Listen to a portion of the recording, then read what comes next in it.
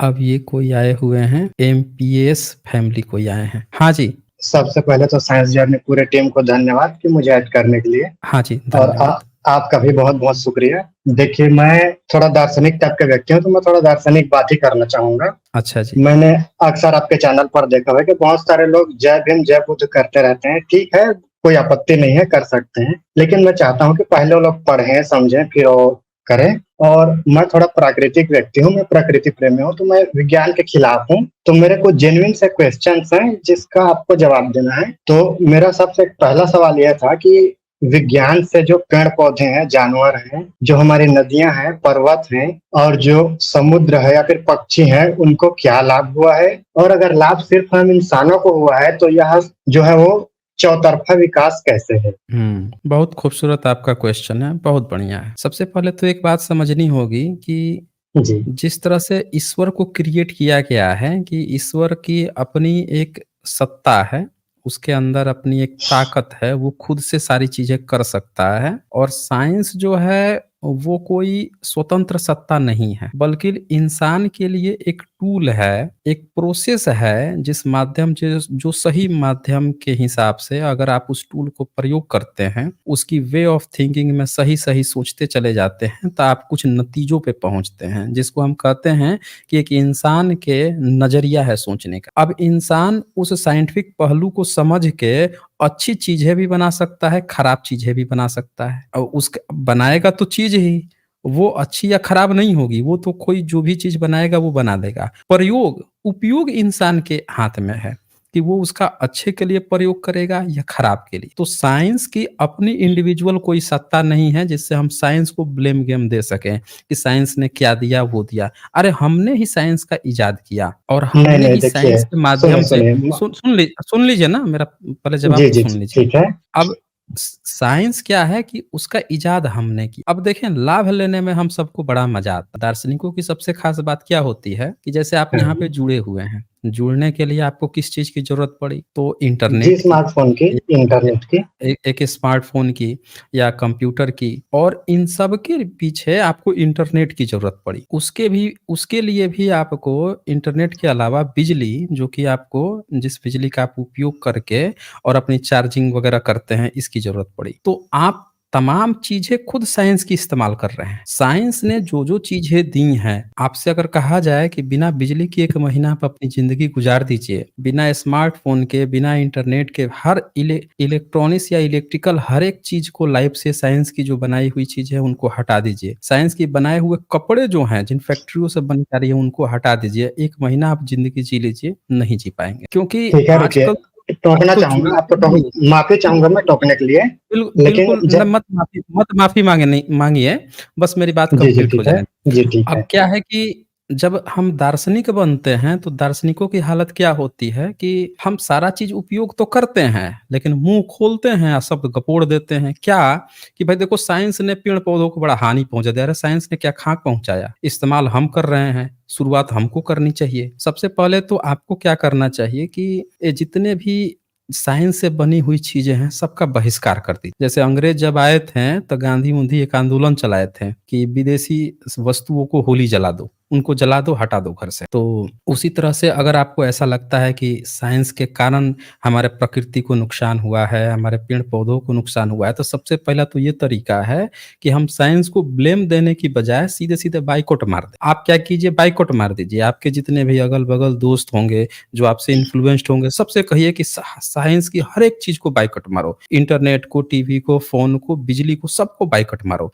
हम बिल्कुल प्रकृति में रहेंगे, सीधे जंगल में ईंट भी बनाना छोड़ दीजिए, भट्ठी-वट्ठी से बनता है ना, सीधे-सीधे प्रकृति से बनी हुई लकड़ी जो होती है, सूखी लकड़ी, टहनियाँ, उनसे बना के एक बार खुद जब ये ज़िंदगी जिए और फिर आप सोचिए कि हाँ यार, ये जो लाइफ़ है, ये साइंस से बेटर लाइफ़ है। फिर आप एक गोल एस्टेब्लिश कीजिए लोगों के बीच में कि देखिए, बिना जी, ठीक। साइंस का प्रयोग किए प्रकृति से हम इस तरह से जी रहे हैं, आप लोगों को भी ऐसे ही जीना चाहिए। जब ये आप गोल एस्टेब्लिश कर लेंगे, तब पब्लिक को भी ये बात समझ में आएगी, हाँ, जैसे साइंस ने एस्टेब्लिश किया था, धार्मिकों के सामने कि देखो साइंस से हम ऐसी-ऐसी चीज़ें आविष्कार करके दे रहे हैं, हम चश्मा दे रहे हैं तुमको, तुम्हारी नज़रें खराब हो जाती थी, देख नहीं पाते थे, मायोपिया हो जाता था, हाइपर मायोपिया हो जाता था, नहीं देख पाते थे, देखो हम दिए हैं। लोगों ने साइंस का इस्तेमाल करना शुरू किया, मज़ा आने लगा लोगों को। उसी तरह से आप क्या कीजिए, एंटी साइंस, साइंस को छोड़ के प्राकृतिक चीज़ों का इस्तेमाल कीजिए, लोगों के सामने गोल एस्टेब्लिश कीजिए। लोगों को जब आपकी बातें सही समझ में आएगी, उनको फ़ायदा होगा, तो वो लोग साइंस को छोड़ देंगे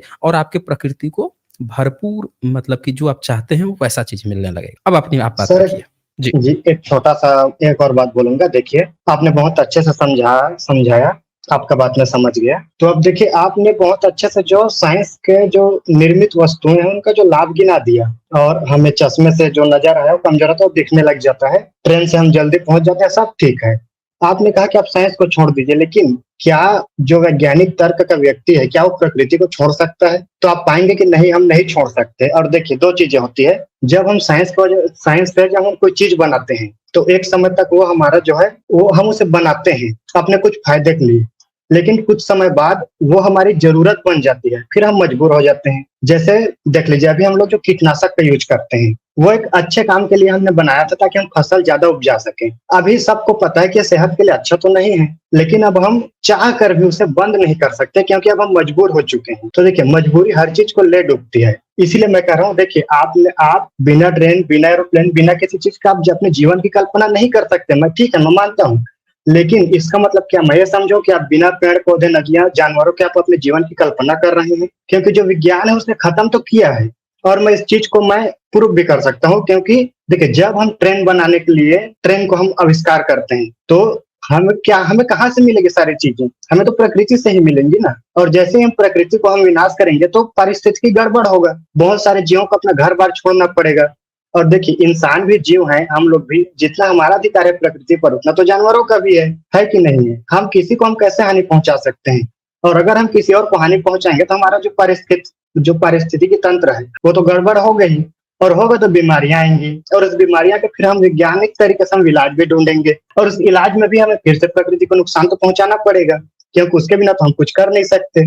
ओके, आपकी बात कंप्लीट हो गई? जी हाँ। Okay, okay. देखें, आपने यहाँ पे क्या बताया कि जो साइंस है, उसके हम आदी तो हो गए हैं, ये बात आपने बताई। लेकिन आपने कहा कि क्या हम प्रकृति को छोड़ दिए हैं? आप एक नहीं, मैंने बेसिक नहीं चीज़ कहा समझने में कि आप सुन प्रकृति को लीजिए मैं छोड़ सकते हैं। मैंने वो हाँ, वही कहा मैं कि बोल क्या रहा हम हूँ आपसे। प्रकृति को छोड़ सकते हैं? वही वही मैं आपसे कह रहा हूँ। वही सेम चीज़ मैंने आपसे कहा कि जिस तरह से पहले लोग प्रकृति में रहते थे बिना साइंस के, जब लोगों के पास न चश्मा था, न लोगों के पास कपड़े थे, न खाने-पीने की सारी वस्तुएँ थी, लोग भूखे भी नंगे रह जाते थे। लोगों के पास संसाधन नहीं थे। कहीं एक स्टेट से दूसरे स्टेट जाना होता था तो महीनों-महीनों लग जाते थे।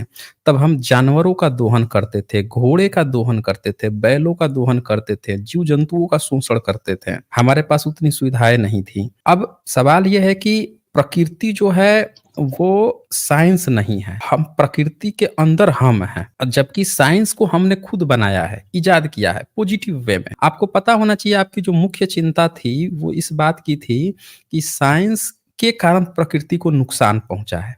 आप ये कहना चाह रहे हैं दरअसल। यहाँ पे एक जी, बात समझिएगा कि प्रकृति को जो नुकसान पहुँचा है, वो बात भी साइंस ने ही हमें बताया है। हम तो ऐसे भूखे-नंगे लोग हैं कि हम जानते हुए भी फैक्ट्री चला रहे हैं और उसका मलबा जो है उठा के नदी में घुसेड़ दे रहे हैं। ये साइंस जाँच करके बताता है कि भैया ये जो तुम मलबा डाले हो ना, ये हमारे प्रकृति को नुकसान कर रहा है। ये हम लोगों को नहीं पता है। हम लोग तो ऐसे भूखे-नंगे लोग हैं कि हमारा जहाँ जाते थे खेतों में हम रेल की पटरियाँ चलती हैं, वहाँ जाके लोग हगाते हैं, रोड पे हग देते थे। सुबह-सुबह जाके रोड पे आप देख लीजिए भारत के कितने ऐसे जगह मिलेंगे, रोड पे हगे हुए लोग मिलेंगे। अब ज़रा सोच लीजिए ऐसे-ऐसे लोग हैं, तो ये क्या साइंस इस्तेमाल कर रहे हैं? गंदगी रोड पे फैला रहे हैं? नहीं, आप इस चीज़ को फ़र्क समझिए। वो साइंस ही है जो हमें बताता है कि भैया साफ-सुथरा से रहो, ये वायरस तुम्हें इन्फेक्ट कर सकता है। रोड पे चलो तो मास्क लगा के चलो, ये वायरस तुमको इफ़ेक्ट कर सकता है। नदी में जो लोग अपनी फैक्ट्री का सीधे-सीधे मलबा घुसेड़ देते हैं, उनको बताता है कि भैया इसमें ये कीटाणु है, नदी को इफ़ेक्ट कर सकता है। नदियों को सफाई करना चाहिए। एनवायरनमेंट में कितना पीपीएम होना चाहिए, पानी में कितना पीपीएम होना चाहिए ये हमें साइंस बताता है। आज जो फ़िल्टर आप इस्तेमाल कर रहे हैं, किस तरह का पानी आपके लिए स्वास्थ्यवर्धक होगा, कितनी कैलोरी आपको चाहिए, कौन-सा खाना आपके लिए अच्छा होगा, वो हमें साइंस बताता है। किस सर बीमारी आप में कौन-सा खाना ना खाएँ, सुन लीजिए ना, सुन लीजिए, हाँ, मेरी हाँ, ठीक बातें है। जब रख रहा हूँ। बताइए, बताइए। वो रखिए एनवायरनमेंट जो है उसके बारे में साइंस ही हमें स्टडी करके बताया। एनवायरमेंटल साइंस पढ़ाया जाता है, कंपल्सरी कर दिया गया है। जब आप इंजीनियरिंग करेंगे तो वहां पे एक सब्जेक्ट मिलेगा आपको, एनवायरमेंटल साइंस कंपल्सरी कर चुका है। हर बच्चे को, हर व्यक्ति को जो साइंस पढ़ रहा है, टेक्निकल पढ़ रहा है या कोई भी सब्जेक्ट, वहां पे उसने कंपल्सरी कर दिया कि आपको इस चीज को जानना पड़ेगा कि इन्वायरमेंट जो है उसको कैसे मेंटेन करके रखना है। तो ये भी हमें साइंस ही बता रहा है, नहीं तो सर समस्या यहाँ तो तो वही ऐसे है ना लोग कि जो हैं। एनवायरनमेंट है वो खराब हो क्यों रहा आप है? आप वही यही तो बोल रहा हूँ ना, जाके उनसे हाँ, पूछिए खराब हो क्यों जो रहा है? रोज किन बैठ से? के। अब ये तो इसीलिए खराब हो रहा है ना कि आप साइंस पर भाषण तो दे रहे हैं, लेकिन आप साइंस का ही चीज इस्तेमाल कर रहे हैं। ये इसलिए खराब हो रहा है कि आपको इस बात में तो बड़ा मजा आ रहा है कि अरे साइंस वहां थोड़े पहुंचा है जहां हमारे ईश्वर पहुंचे, आपको तो इसमें बड़ा मजा आ रहा है। लेकिन उसी साइंस का भोंपू इस्तेमाल करके और बाकी आम नागरिकों का जीना हराम कर देते हैं। आप सुबह सुबह भोंपू लगा के लगते हैं अपने ईश्वर को याद करने और लोगों का नींद हराम कर देते हैं। दिन रात आप जो है हरे हरे करके शुरू कर देते हैं, आप अपने अष्टजाम शुरू कर देते हैं, अपनी कहानी शुरू कर देते हैं, अगल बगल के लोगों का जीना हराम कर देते हैं। आपको साइंस आती है? नहीं, आपको सिर्फ साइंस का दुरुपयोग करना आता है। तो दरअसल पर्यावरण को नुकसान सिर्फ आप जैसे लोग, जो धार्मिक लोग हैं, जो अपने को दार्शनिक बता रहे हैं, ये लोग नुकसान करते हैं। अन्यथा जो पढ़ा लिखा व्यक्ति है उसको बहुत अच्छे से पता है कि हमें जो चीज़ हमने बनाई है उसका इस्तेमाल कैसे करना है। ये वो लोग हैं जो दिन-रात साइंस को गाली देते हैं और उसी साइंस का प्रयोग करके पूरे समाज में दंगा-फ़साद करेंगे, एक-दूसरे पर अटैक करके लोगों को मार देंगे, उसको भोंपू बजा-बजा के पर्यावरण प्रदूषण कर देंगे। रोड पर उनको इतनी साइंस कहता है कि भैया घर में वॉशरूम बनवा लो, वो आपको बता देगा। पहले लोग घर में वॉशरूम नहीं बनाते थे, खेतों में जाके खेत गंदा करके आते थे, रोड पर जाके रोड को गंदा करके आते थे। साइंस से उसने क्या किया, इन सारे मिथकों को तोड़ते हुए बताया कि उससे कोई प्रॉब्लम नहीं है, नीचे सीवेज बना लेगा, उसकी सारी चीज़ें कर-उर के उसने इस तरह की आपको टेक्नोलॉजी दे दी कि आप घर में ही स्वस्थ रह सकते हैं। उसने आपको हाथ धुलने के लिए आपको तरह-तरह की तकनीक दी, उसने साबुन दिया। आप जब बीमार पड़ते हैं तो आपको ठीक करने के लिए दी। जब साइंस का इतना प्रयोग नहीं था, जब देश आज़ाद हुआ तो लोगों की एवरेज लाइफ 27 साल थी। आज साइंस इतना आगे बढ़ गया कि भारत में ही एवरेज लाइफ 58 साल हो, कुछ देशों में 84 साल हो गई, 85, 86, 87 साल हो गई। जरा सोचिए, ये साइंस है जिसने मानव को जीने का अधिकार दिया। ये साइंस है जिसने ये तक बता दिया कि कितनी ऑक्सीजन की मात्रा कहाँ पे कम हो रही है, कहाँ पे ज़्यादा हो रही है, कहाँ मेंटेन किया जाए। भारत का एक दौर था जब यहाँ पे जंगल काटे जा रहे थे, काट-काट के इतने खत्म कर दिए गए कि हम नेगेटिव में चले गए। तो साइंस ने बताया कि भैया पेड़ लगाओ, तब अंधाधुंध पेड़ लगा के फिर से उस चीज़ को मेंटेन किया गया। तो वो इंसान जिनको साइंस नहीं आती है, सिर्फ़ दुरुपयोग करना जानते हैं, वो बर्बाद करते हैं। साइंस नहीं बर्बाद करता, साइंस उल्टे बताता है कि अरे भैया तुम बैलेंस काहे बिगाड़ रहे हो? उसको मेंटेन करो, नहीं तो प्रकृति बर्बाद हो जाएगी। ये साइंस ही है जो हम लोगों को, भूकंप आती है, सुनामी आती है, उसके बाद से रिकवरी के लिए जो लोग घायल होते हैं उनको हॉस्पिटल लेके इलाज करता है। तो ये साइंस ही है जिसकी बदौलत आप यहाँ पे जुड़कर हमसे बात कर पा रहे हैं।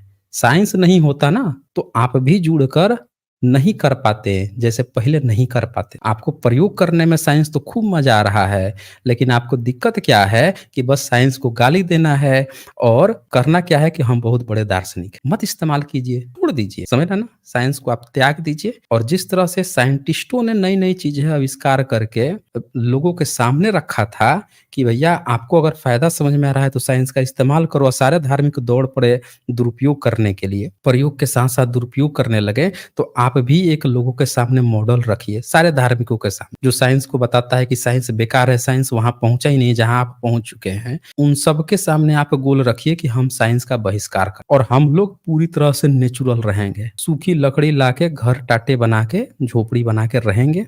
एक लोगों के सामने मॉडल पेश कीजिए, लोगों को आपकी स्कीम अच्छी लगेगी, लोग आपकी बात मान लेंगे। छोटी-सी बात है, एक एग्ज़ाम्पल सेट करके लोगों को दिखा दीजिए, आपको खुद समझ में आ जाएगा कि साइंस एनवायरनमेंट को नुकसान पहुँचा रहा है या आप जैसे सोच वाले लोग नुकसान पहुँचा रहे हैं, जो साइंस को गाली भी देते हैं, आप वही चीज़ प्रयोग कर रहे हैं। समझ रहे हैं ना? आप एक पहले खुद स्टैंड लीजिए कि आप नुकसान नहीं पहुँचा रहे हैं, फिर आइएगा, फिर आपसे बातें होंगी।